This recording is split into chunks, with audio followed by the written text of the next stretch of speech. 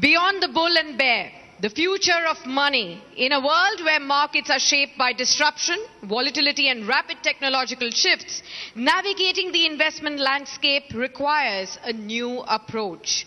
This session will deep dive into the evolving forces driving financial markets, offering insights on risk, opportunity and future of wealth creation. Let us please welcome on stage Mr. Ashish Chauhan, MD and CEO of NSE India. And to take this conversation forward, I am welcoming Editor of Business Today, Mr. Siddharth Zarabi. Warm welcome.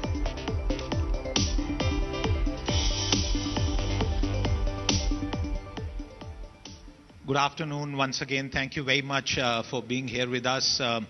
Ashish ji, this week's been pretty decent for the markets after many days and weeks of pain. In fact, perhaps the best week in 4 years. But this is not a question with a market, a guru kind of approach in mind. The rise of the equity cult in India is now undeniable. And I don't know how many people here in the audience know that the National Stock Exchange is present nearly in every pin code of this country. Now it could be because they want to be there, but it's also obviously on account of the fact that they have to service a market where almost everyone is doing something in the Indian equity market. What explains this? Is this a fundamental shift in approach towards markets, towards equity investing in India? Thank you, Siddharth, and thank you for calling me.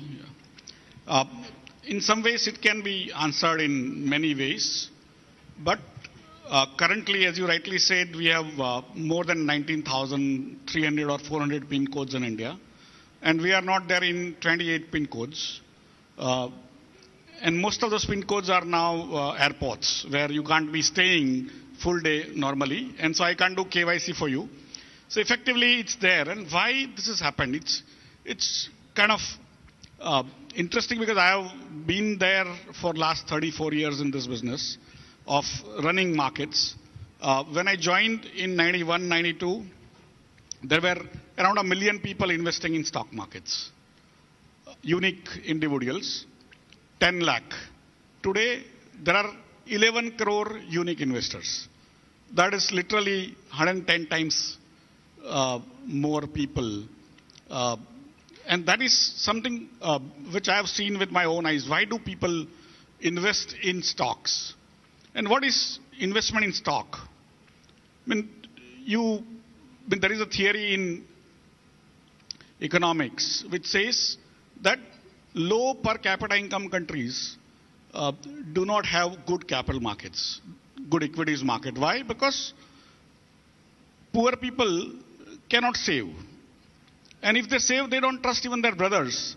How will a person sitting in Srinagar or Dibrugarh or Jorhat will put her hard saved, not hard earned, but hard saved, 1,000 rupees or 500 rupees into somebody running a company in Salem in Tamil Nadu, which she is never going to visit. But she has that complete confidence that that entrepreneur who she is putting her money in has made her a partner. And he is going to work completely, fully for her. So whatever business profits come, that small little fraction of that profit which she owns as a share will come back to her. It's such a great leap of faith on her behalf to be investing that 500 rupees or 1,000 rupees, sitting away 2,000 kilometers, not knowing the promoters, not knowing entrepreneurs. And for me, that is what I call the trust. Trust of whom? Trust of ordinary Indians, that poor Indians, into other poor entrepreneurs. Of course, I can see some rich entrepreneurs also sitting here, but it's for me in 78 years of independence, right? 1947 and 2025. 78 years of independence. What have we earned as a nation? For me, we have earned trust by our entrepreneurs of our people. I think that is the statement that is coming out. And 11 crore, it may look like a very small fraction of India's population. It is not, because 11 crore people is actually 8.5 crore households. India has give and take 35 crore households. So almost 1/4, between 22 to 23% of all households in India now directly invest, either through mutual funds or into stocks. Sort of investing into trust markets. Prices may go up, prices may go down. So that is one explanation, that our entrepreneurs have generated that trust. Of course, our parliament needs to be applauded, our judiciary, our regulators, our exchanges, but the relationship of trust is between the entrepreneur and the investor, right? And that's for me a great statement. It's where in what we call equity cult. Today, our 22% of people investing is larger in percentage compared to even France or Germany or other developed markets. And that is telling you that Indians are more trusting of their entrepreneurs than those developed, so-called developed countries. And that is, I think, what is the statement that comes out. It's an important point about trust and entrepreneurship, and we could separately debate about whether the system in India, especially the regulatory and bureaucratic system, trusts our entrepreneurs. But I'll leave that for later. How much of a role has technology, the ease of access, digitalization had in the rise of the equity cult, from an era where you had to fill forms to now being able to do it virtually in seconds on multiple apps? How much has technology played a role? And you yourself are a technologist, therefore that question to you. For me, the technology changes everything. Technology is the only change that happens in the world. The rest of the world actually dances and surrounds it. And all the changes happen are primarily due to and only due to technology. There is no other change that happens in the human societies. And the stock markets in India are like primordial reason of bringing information technology into India. We had billionaires happening after 98, 2000 and all in Y2K world. Now we call it VUCA, but basically 92, 93 when NSE was conceptualized, there were not too many computers in India.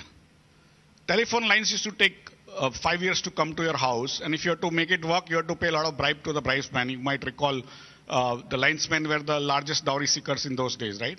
And so in those days, the policymakers visualized an exchange which would be completely automated, screen-based. There was no screen-based trading in the world. I mean, NASDAQ is considered screen-based those days, but it was actually screen where you get the quotes, and then if you had to trade, you had to actually call people on the other side who had placed the quote. So there was no screen-based order matching system, but our visionaries of policymakers, they decide that you will set up an automated exchange, and we were actually, when I was part of implementing that, and we said, how will we implement when we don't even have telephone lines? And that's where we decided to move on satellite, because satellites were there, we were not using. And that's how a completely in-your-face use of IT happened with setting up of NSE in 1994. Anywhere in India, you could get a response time in less than 2 seconds. And that was the information technology that slowly seeped into India. It was the first public digital infrastructure of India. It was the first fintech of India. It's still the largest fintech of India. But more importantly, it was also the mother of IT. Of course, later on, billionaires started writing books and they became wise people, because billions, when you get, you become wise. But otherwise, it happened, it started with NSE, right? And for me, on the other side,